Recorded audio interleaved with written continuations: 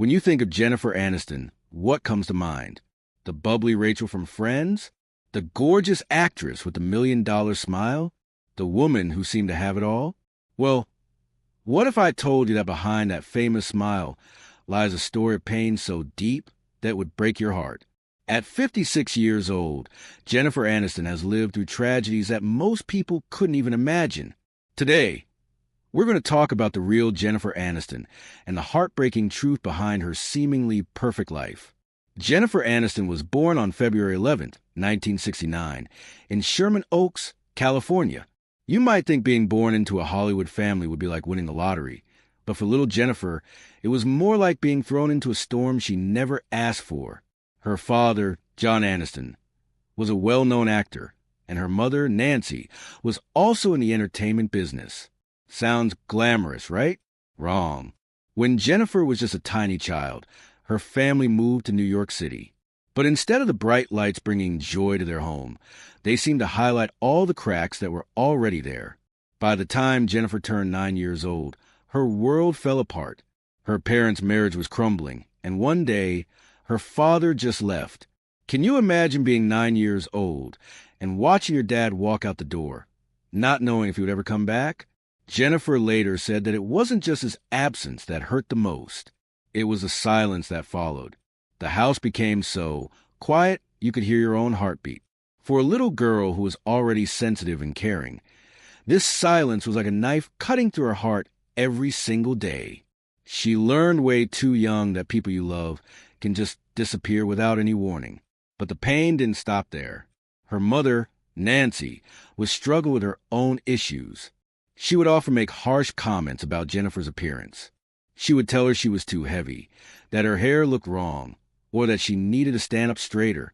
Now, Nancy probably thought she was helping her daughter, but to a young girl who was already hurting from her father leaving, these words felt like tiny daggers piercing her heart. Money was also tight in their household.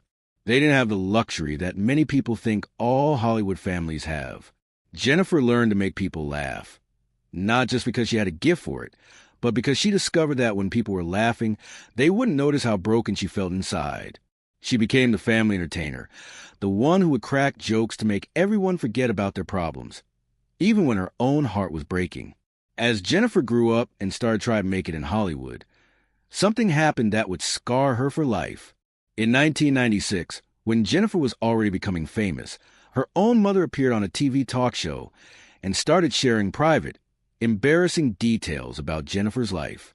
Can you imagine? Your own mother, the person who was supposed to protect you and keep your secrets safe, going on television and telling the whole world your most personal business? But it got even worse. Nancy then wrote a book called From Mother and Daughter to Friends, where she told even more private stories about Jennifer.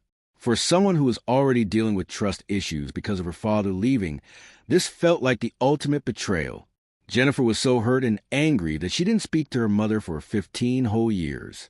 15 years. That's how deep this wound went. During her childhood, Jennifer found her escape in acting. When she was just 6 years old, she started getting lost in make-believe worlds where she could be anyone she wanted to be. Acting became her safe space, the one place where she felt like she belonged. She went to a special school called the Waldorf School where creativity was celebrated, and later attended the famous LaGuardia High School in New York City. But even as she pursued her dreams, the road was incredibly difficult. After graduating in 1987, Jennifer had to take all sorts of odd jobs just to survive. She sold timeshares over the phone, waited tables, and even delivered food on a bicycle through the busy streets of New York. Every penny she earned went toward paying for acting classes and auditions. She was literally living paycheck to paycheck, hoping that someday her big break would come. Jennifer got small roles here and there, but nothing that lasted. She was on several TV shows between 1990 and 1994, but each one got canceled quickly. She started to wonder if maybe acting wasn't meant for her after all. At just 25 years old, she was emotionally exhausted and ready to give up on her dreams. But then something magical happened. One day, while she was getting gas at a station in Los Angeles, she met Warren Littlefield, who was a big shot at NBC. He told her about a new show they were working on and encouraged her not to give up. He said she had something special.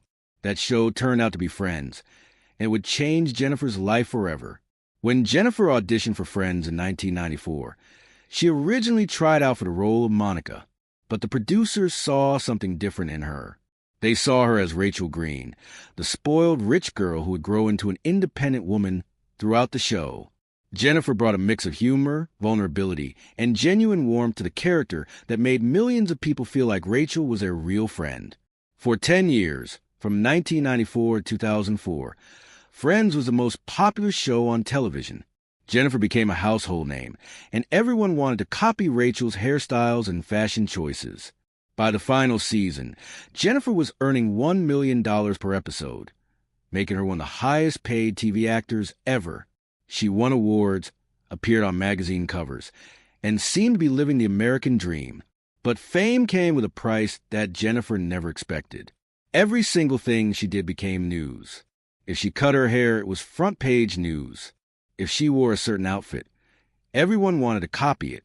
The line between Jennifer the person and Rachel the character became so blurred that sometimes even Jennifer didn't know where one ended and the other began. During the height of Friends' success, something wonderful happened to Jennifer. In 1998, she met Brad Pitt, one of Hollywood's biggest movie stars. They were introduced by friends who thought they would be perfect together, and they were right. When Jennifer and Brad started dating, they quickly became the most famous couple in the world. Brad was incredibly handsome and charming, and he made Jennifer laugh in ways she hadn't laughed since she was a child. For the first time in her life, Jennifer felt like she had found someone who truly understood her. They fell deeply in love, and in 1999, Brad proposed. The whole world was obsessed with their relationship. Magazines called them the perfect couple, and everyone wanted to know every detail about their romance. On July 29, 2000, Jennifer and Brad got married in a beautiful ceremony in Malibu. It was like something out of a fairy tale. They had 200 guests, thousands of flowers, candles everywhere, and when it got dark, they set off fireworks over the ocean. Jennifer looked absolutely stunning in her wedding dress, and when she walked toward Brad, she looked like the happiest woman in the world. For a while, everything seemed perfect. Jennifer and Brad started a production company together, and they supported each other's careers. In interviews, Jennifer would light up when she talked about Brad. She called him her best friend and her partner in everything. For the first time since she was a little girl, Jennifer felt like she had found a safe place to call home. But fairy tales don't always have happy endings. By 2005, cracks started showing in their marriage. Both Jennifer and Brad were incredibly busy with their careers, traveling all over the world for movies and spending weeks apart. They were like two ships passing in the night, waving at each other from a distance, but never really connecting anymore. Then the rumors started. People began saying that Brad had fallen in love with Angelina Jolie while they were making a movie together called Mr. and Mrs. Smith. The gossip magazines went crazy with the story, following Jennifer everywhere she went and looking for signs that her marriage was falling apart. In January 2005, Jennifer and Brad announced they were getting divorced. The news hit like a bomb exploding. Fans all over the world felt like they had lost something personal. But for Jennifer, it was a complete destruction of the life she thought she would live forever. What made it even worse was how public everything was. Photographers camped outside her house, taking pictures every time she stepped outside. They watched for signs that she was crying, that she was falling apart, that she couldn't handle the pain. Even simple things like buying groceries or getting coffee became torture because there were always cameras clicking and people staring. Then came the cruelest blow of all. Rumors started spreading that Jennifer didn't want children and that this had ruined her marriage. For a woman who had always dreamed of being a mother, this lie cut deeper than anything else. People were actually saying that she was selfish and that she had chosen her career over having a family. It was completely untrue, but the damage was done. The truth was much more heartbreaking. Jennifer had been trying to have children for years. She went through round after round of fertility treatments, getting painful injections and taking hormones that made her feel sick. She tried everything modern medicine had to offer, and when that didn't work, she tried alternative treatments too. month after month. She would hope that this time would be different, and month after month, she would be devastated when the test came back negative. What made it even harder was watching Brad start a new family with Angelina Jolie. They adopted children from different countries and had biological children together. Every time there was a new baby in their family, the media would remind everyone that Jennifer still didn't have children. They would show pictures of Angelina's growing family, right next to pictures of Jennifer alone, as if they were keeping score of who was winning at life. For years, Jennifer endured this torture in silence. Every tabloid magazine seemed to have a story about whether she was pregnant, analyzing every photo to see if she looked like she might be expecting. They turned her body into a public battleground, and she had no way to escape it. Jennifer tried to rebuild her life after her divorce. She focused on her career, taking on more serious movie roles to show that she was more than just Rachel from Friends. Movies like The Good Girl and Cake proved that she could handle dramatic roles and wasn't just a comedy actress. But no matter how successful her movies were, people still seemed more interested in her personal life. In 2008, Jennifer fell in love again, this time with musician John Mayer. She was 39 years old and ready to try love again, even though her heart was still tender from the divorce. John was younger and had a wild energy that was both exciting and a little dangerous. He could make her laugh until her sides hurt one night, then disappear for days without calling, leaving her wondering what she had done wrong. The relationship was like an emotional roller coaster. One day she would feel on top of the world, and the next day she would be staring at her phone, wondering why he wasn't answering her calls. When they finally broke up, it felt like another betrayal.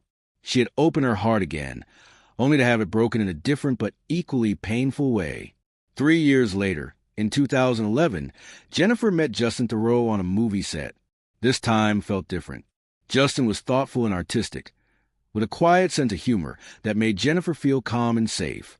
They took their time getting to know each other, and in 2015, they got married in a small, private ceremony at their home. For a while, Jennifer thought she had finally found her happily ever after.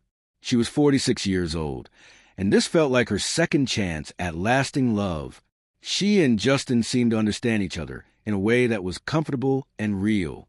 They would spend quiet Sunday mornings reading the newspaper together and having long conversations that stretched late into the night.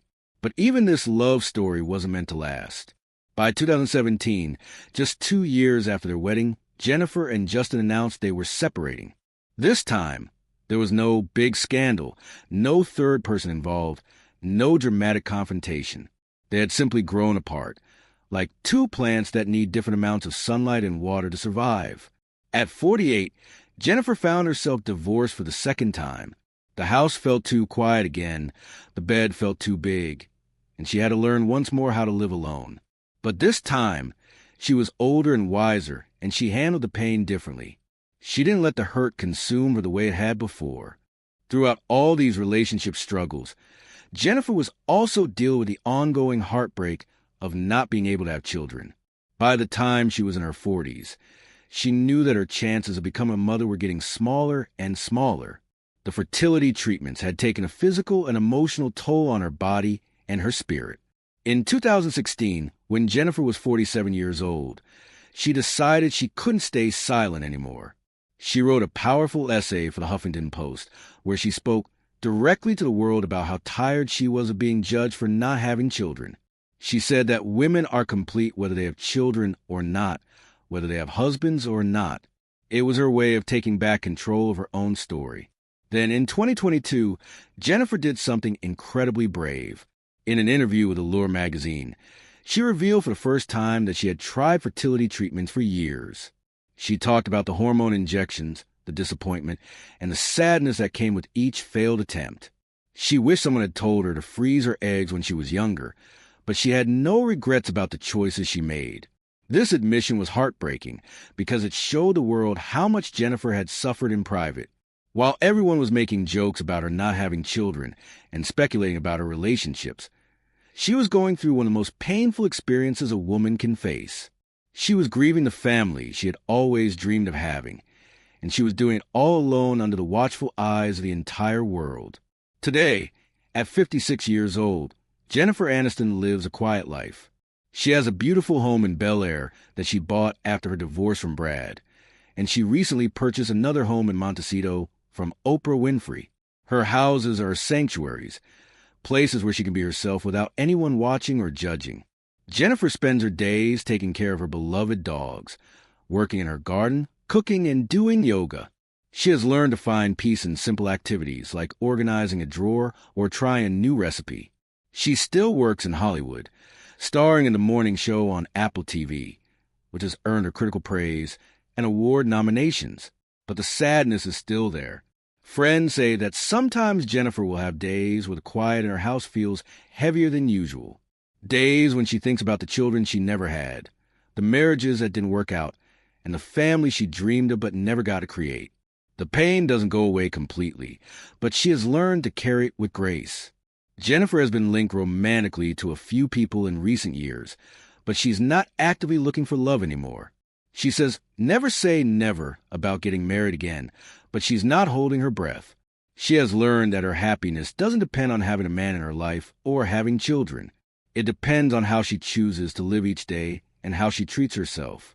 The tragedy of Jennifer Aniston isn't just that she didn't get the fairy tale ending that everyone expected her to have. The real tragedy is that she had to live through all of this pain while the entire world was watching, commenting, and judging every move she made.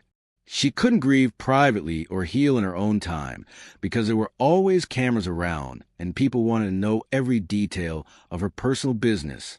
Jennifer's story teaches us that fame and money can't protect you from heartbreak. It shows us that even the most successful, beautiful, and talented people can struggle with the same problems that ordinary people face. The difference is that Jennifer had to face her problems while millions of people watched and offered their opinions. But Jennifer's story is also one of incredible strength and resilience. She has survived a difficult childhood, 3 failed relationships, years of fertility struggles, and decades of public scrutiny. She has turned her pain into art, creating performances that touch people's hearts because they come from a place of real experience and genuine emotion. At 56, Jennifer Aniston is not the same woman who married Brad Pitt in that fairy tale wedding in Malibu. She's not the young actress who thought love would solve all her problems or that having children would complete her life. She's a woman who has been tested by life in ways that would break many people, and she's still standing. Jennifer has learned that happiness isn't about checking boxes on a list of things you're supposed to have. It's not about having the perfect husband, the perfect children, or the perfect life that looks good in magazines. Real happiness comes from accepting yourself as you are, finding peace with the choices you've made, and building a life that feels authentic to who you really are inside. The woman who once made millions of people laugh as Rachel Green has become someone who understands pain in ways that most of us never will. But instead of becoming bitter or angry, she has chosen to use her experiences to help other people feel less alone in their own struggles. Jennifer Aniston's tragedy is heartbreaking because it reminds us that life doesn't always turn out the way we plan, even for people who seem to have everything. But her story is also inspiring because it shows us that it's possible to survive the worst things that life can throw at you and still find ways to be happy and fulfilled. She may not have gotten a fairy tale ending that she once dreamed of, but she has created something perhaps more valuable, a life that is entirely her own, built on her own terms, with her own definition of what success and happiness look like. And in a world that constantly tells women what they should want and how they should live, that might be the most powerful message of all. If Jennifer Aniston's story has touched your heart the way it has touched mine, please hit that like button to show your support for this incredible woman who has given us so much joy over the years while dealing with so much pain in her private life. Share this video with someone who might need to hear that their story is still worth writing, no matter how different it looks from what they originally planned. And don't forget to subscribe to our channel for more stories about the real lives behind Hollywood's biggest stars. Because sometimes the truth is more powerful than any movie script could ever be.